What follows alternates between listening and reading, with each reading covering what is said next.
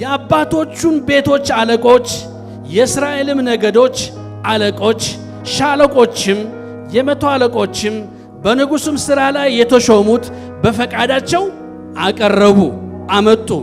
ለእግዚአብሔርም ቤት አገልግሎት 5000 መክሊት ወርቅና 10000 ዳሪክ 10000 መክሊት ብር 18000 መክሊት ናስ 100000 መክሊት ብር ሰጡ።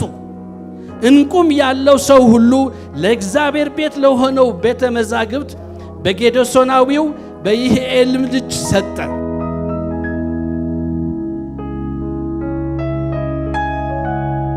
እጅግ ልብ ሰባሪ ዜና! አንጋፋውና ዕውቁ የቤተክርስቲያን አገልጋይ ከዚህ ዓለም ድካም አረፈ። የሕይወት ምንጭ ኢየሱስ ቤተክርስቲያን ፓስተር የሆነው የዕውቋ ነብይና የቤተክርስቲያን መስራችና ባለራዕይ የሆነችው ነብይት ዘነቡ ገሰች ባለቤት ፓስተር ልዑል ቃል ካሴም ወደ አገለገለው ጌታ መሰብሰቡ ተሰምቷል። በተመሳሳይ መረጃ በሐዘን ላይ ድርብ ሐዘን የእግዚአብሔርን ሥራ ለማየት በሄዱ ምዕመናን ላይ በደረሰው አደጋ ከ20 በላይ ክርስቲያኖችም ሕይወታቸው ሊያልፍ ችሏል። በትላንትናው ዕለት የአንድ አካባቢ ህዝቦችን ከመንፈሳዊ ጉዞ እየተመለሱ በነበረበት ሰዓትም በደረሰ ድንገተኛ አደጋ ሕይወታቸው ማለፉም ተገልጿል። ታዲያ በአሁኑ ሰዓትም ሕይወታቸውን ያጡት የክርስቲያን ምዕመኖች ቁጥርም እየጨመረ ሲሆን ከፍተኛ ጉዳትን ያስተናገዱም እንዳሉም ተገልጿል። የአደጋው ምክንያት ምን ይሆን? የሟች ቁጥርስ ምን ያክል ደረሰ?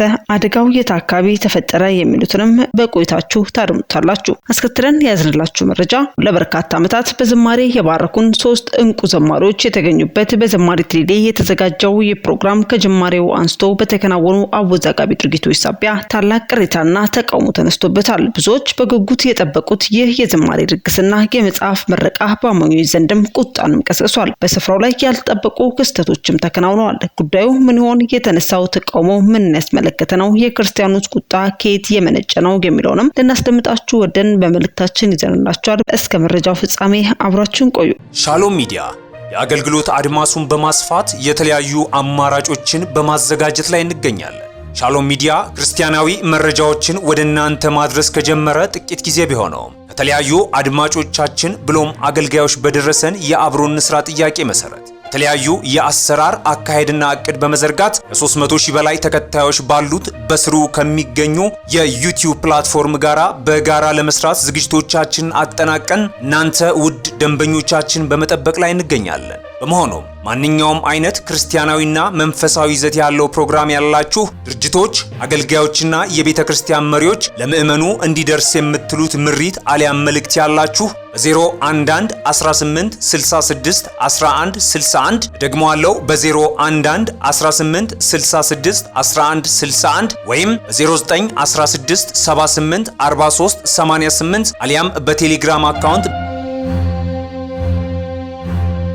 አድራሻችን ልታገኙን ትችላላችሁ። ሻሎም ሚዲያ።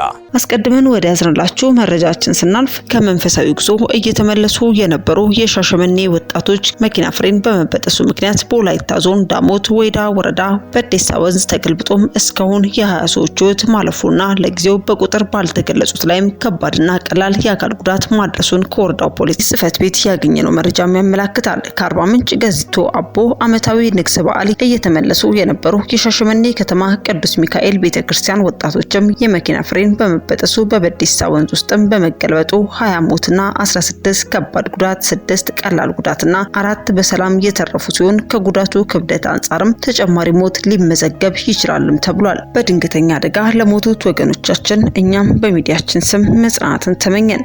በተመሳሳይ መረጃ እጅግ ልብ ሰባሪና አሳዛኝ ዜና ተሰምቷል። የተወደደው ኢንጂነር ፓስተር ልዑል ቃል ካሴ የፓስተር ዘነበች ገሰሰ ባለቤት ወደሚወደው ጌታም ሄዷል። ፈገግታ የማይለየው ትህትና መታወቂያው በስራው ትጉ ለልጆቹ እጅግ መልካም አባት፣ ለጓደኞቹ የህይወት ምሳሌና ለትዳር አጋሩ ለፓስተር ዘነበች ገሰሰም እውነተኛ ረዳትና የአገልግሎቷ ብርታት የሆነው ኢንጂነር ፓስተር ልዑል ቃል ካሴም ወደሚወደውና በፍጹም ንጽህናና በማይበርድ ፍቅር ወደ ያገለገለው ጌታ መሄዱን ከባለቤቱ ከፓስተር ዘነበችም ሰምተናል። ፓስተር ዘነበች እጅግ በሚያሳዝን ቃል በእንባም ተሞልታ ዳዲ ጥሩኝ ወደ ጌታ ሄደ በማለትም ሀዘኗን የገለጸች ሲሆን የእግዚአብሔር ሰው ፓስተር ልዑል ቃል ካሴም ወደ ጌታ ከመሰብሰባቸው አስቀድመው ለህትመት የበቁ 3 መጽሐፎችን አበርክቶልን ነበር ወደ ጌታም ሄደው። አንደኛ አክሊል የመጀመሪያ መጽሐፉ ነው። እንደጻፈልን አክሊሉን ሊቀበል ወደ ጌታውም ሄዷል። ሁለተኛ መጽሐፉም የራእይን መጽሐፍ እኔ እንደተረዳሁት የሚልም ነበር። የተረዳውን ጽፎልን እሱ ግን ወደ ጌታውም ተሰብስቧል። ሶስተኛ መጽሐፉ በቅርቡ ያስመረቀው ይመለሳል የሚል የጌታን ዳግም ምጽአት የሚተርክ ድንቅ መጽሐፍም አበርክቶልናል። ከሱ ጋር ሊመለስም ቀድሞንም ሄዷል። አንደኛ ተሰሎንቄ ምዕራፍ 4 መጽሐፍ ቅዱሳችን እንዳስቀምጠልን ከዚያም በኋላ እኛ ሕያዋን ሆነን የምንቀረው ጌታችን በአየር ላይ ለመቀበል ከነርሱ ጋር በደመና እንነጠቃለን፣ እንዲሁም ሁልጊዜ ከጌታ ጋር እንሆናለን። ስለዚህ እርስ በርሳችሁ በዚህ ቃል ተጽናኑ ተብሎም እንደተጻፈልን መጽናናቱን ለፓስተር ዘነበች ገሰሰ፣ ለልጆቻቸው፣ ለሕይወት ምንጭ ኢየሱስ ቤተክርስቲያን አባላትና አገልጋዮች እንዲሁም ለወዳጅ ዘመዶች ሁሉ እንዲሆንልን እንመኛለን። አስክሬኑም 7 ሰዓት ቦሌ ኤርፖርት የሚደርስ ሲሆን ቀብሩም ሰኞ መሆኑን ቤተሰቦቹም ገልጸዋል። በድጋሚ ለመላው ቤተሰብ ወዳጅ ዘመዶች ሁሉ በሚዲያችን ስም መጽናናትን ተመኘን። በስተመጨረሻ ወደ ያዝንላችሁ መረጃችን ስናልፍ ለበርካታ ዓመታት በዝማሬ የባረኩን 3 እንቁ ዘማሪዎች የተገኙበት በዘማሪት ሊሊ አማካኝነት የተዘጋጀው ይህ ፕሮግራም ከጅማሬው አንስቶ በተከናወኑ አወዛጋቢ ድርጊቶች ሳቢያ ታላቅ ቅሬታና ተቃውሞንም አስተናግዷል። በትናንትናው ዕለት ሚሊኒየም አዳራሽ በአይነቱ ለየት ያለ የዝማሬ ድግስ ተደርጎም አልፏል። ፕሮግራሙ ላይም አስቀድመን በገለጽንላችሁ መሰረትም 3 ኃያላን ዘማሪዎች የተሰባሰቡበት ለዓመታት ሚሊዮኖችን የባረኩ ለብዙ ሺዎችም ወደ ጌታ መምጣት ምክንያት የሆኑ እንቁ ልጆችም ያሉበት በኢትዮጵያ ቤተክርስቲያን ታሪክም ደማቅ ታሪክና ትልቅ ስፍራ ያላቸው ዘማሪት ሊሊ፣ ዘማሪት ቤቲ ወልዴና ዘማሪት አዜብ ኃይሎም የተሰባሰቡበት ብዙዎች በጉጉት የጠበቁት ታላቅ ድግስም ነበር። በዚህም በብዙ ሺዎች በታደሙበት ብዙዎችም ወንበራቸው በተመለሱበት ልዩ ፕሮግራም ላይም የምንወዳት ዘማሪት ሊሊ፣ የምንወዳት ዘማሪ ቃል ኪዳን ጥራውንም የቃል ኪዳን ፍቅር የተሰኘ የ33 ዓመት በብዙ ውጣ ውረድ የታጀበ በጸጋው የታለፈ የተገለጠችበት የአገልግሎት ህይወትም በመጽሐፍ መልክ ተተርኮ የቃል ኪዳን ፍቅሩ በሚል ርዕስም ተዘጋጅቶ በትላንትናው ዕለት ተመርቆም ለገበያ የቀረበበት ዕለትም ነበር። ታዲያ ይህ በእጅጉኑ የተጠበቀውና ስኬታማ የነበረው ፕሮግራምም ከመከናወኑ በፊት በአዘጋጆች የተደረጉት አንዳንድ ድርጊቶችም ለብዙዎች መነጋገሪያነትን የፈጠረ ብዙዎችን ያሳዘነ ጉዳይም ሆኗል። ፕሮግራሙም በዋናነት ያዘጋጀችው በዶክተር ተስፋውን ሙሉዓለም የምትመራው ቤተክርስቲያን ስትሆን ችግሩን የተፈጠረው ደግሞ ፕሮግራሙ ላይ መጽሐፉን ለመመረቅ ደረጃ ያወጡበትና ለ500 ሰዎችም በወንበራቸው የተዘጋጀ ልዩ ካርድ በማህበራዊ ሚዲያ ላይ ከተሰራጨ በኋላም ነበር። እነኚህ በስክሪኑ ላይ የምትመለከቷቸው ካርዶችም የፕላቲኒየም ደረጃ፣ የሲልቨር ደረጃና የብሮንዝ ደረጃ ያላቸው ሲሆኑ ለ500 ሰዎች ብቻ ተሰራጭተዋል። በእነዚህ ካርዶች ላይም የተጻፈውና አነጋጋሪ ጽሑፍም እንዲህ የሚልም ነበር። የመጽሐፍ መመረቂያ ደረጃዎች አንደኛን የዳይመንድ ደረጃን ብለናል። ይህን ካልተረዳችሁትም በገንዘባችሁ ገምታችሁ 1 ሚሊዮን ብርና ከዚያ በላይም ነው። ይህን ያለውም የፕሮግራሙ አስተዋቂ ሲሆን ይህን ትኬትም የገዛ ከዘማሪት ሊሊ ጋርም የእራት ፕሮግራምና የመጽሐፍ ምረቃም ያደርጋል። እንዲሁም 5 መጽሐፎችም በስጦታ መልክም ይበረከትለታል። ሁለተኛው የፕላቲኒየም ደረጃ ሲሆን በዚህ ደረጃም መጽሐፉን ለሚገዛ 4 መጽሐፎችም ልዩ ስጦታ ተደርጎም ይበረከትለታል። የግዢው መጠንም ከ500,000 እስከ 1 ሚሊዮን ብር መሆኑም ተነግሯል። ሶስተኛ የጎልድ ደረጃ ሲሆን በዚህ መልኩም ለሚገዙና ለሚመርቁ ከ300,000 እስከ 500,000 ብር ሲሆን 3 መጽሐፍቶችም በልዩ ስጦታም ይበረከትለታል። እንዲሁም ለሁሉም የክብር ወንበርም ይዘጋጃል። በአራተኛ ደረጃ በሲልቨር ደረጃ ሲሆን ከ100,000 እስከ 300,000 ብር ለሚከፍሉ 2 መጽሐፍቶች በስጦታ የክብር ወንበርና የድርጅት ማስታወቂያ ይደረግለታል። አምስተኛ ደረጃ የብሮንዝ ደረጃም ሲሆን ከ50,000 እስከ 100,000 ለሚከፍሉ ሲሆን 1 መጽሐፍ በልዩ ስጦታ ይበረከትለታል። የዘማሪት ቃል ኪዳን ጥራውንም 7 አልበሞች የሚበረከትለት ይሆናል የሚልም ሰነድም ነበር። ታዲያ ይህ ጉዳይም በሚዲያ ከተሰራጨም በኋላ ሚዲያውን የተቆጣጠረ ሲሆን አንድ ወንድም በማህበራዊ ሚዲያ ላይ በመውጣትም የጉድ አገር ገንፎ እያደር ይፋጃል። በአንድ ወቅት ላይ ምስባክ ጳውሎስ አንድ አገልጋይ የሚመራ ቤተክርስቲያን ምዕመኖችን በየዓመቱ ለሚያከብሩት የፓስተሩ የልደት በዓል ስጦታ ለማሰባሰብ በጉባኤያቸው የተበተነ ፔጅ አግኝቶም እዚህ ደርሰናል በማለት ስለለጠፈ ለሰዓታት ለእስር ተዳርጎ እንደነበር ይታወሳል። ዛሬም እኔ በሚካሄደው የዘማሪት ቃል ኪዳን ጥላውን ወይንም ሊሊ ፕሮግራም ላይ በልዩ ሁኔታ ቸሮታ ለሚያደርጉ ሰዎችም የቀረበላቸው ማማለያ አይቼ በመከረም ከዚህም በላይ ደርሰናል ብዬም ላጋራም ወደድኩኝ። በእርግጥ እጅግ የምንወዳት ዘማሪ ቃል ኪዳን ጥላውን ይህን ድርጊት ታውቃለችን?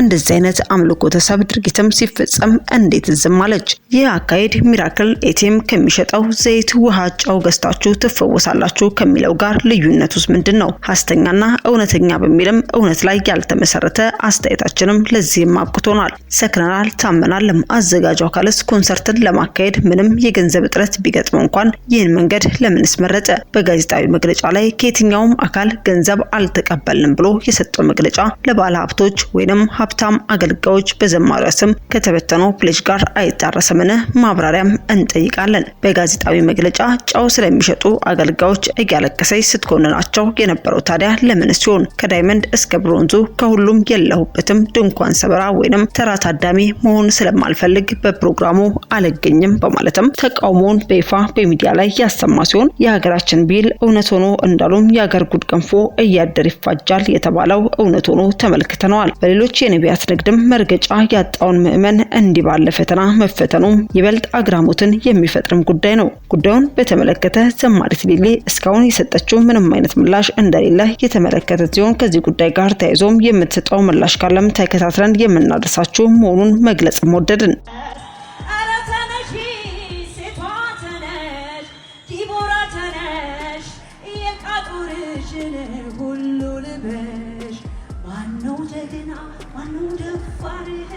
ስለ ኢየሱስ ሚናገር አንቻለሽ አንታለህ አገር ሁሉ አይሸበር።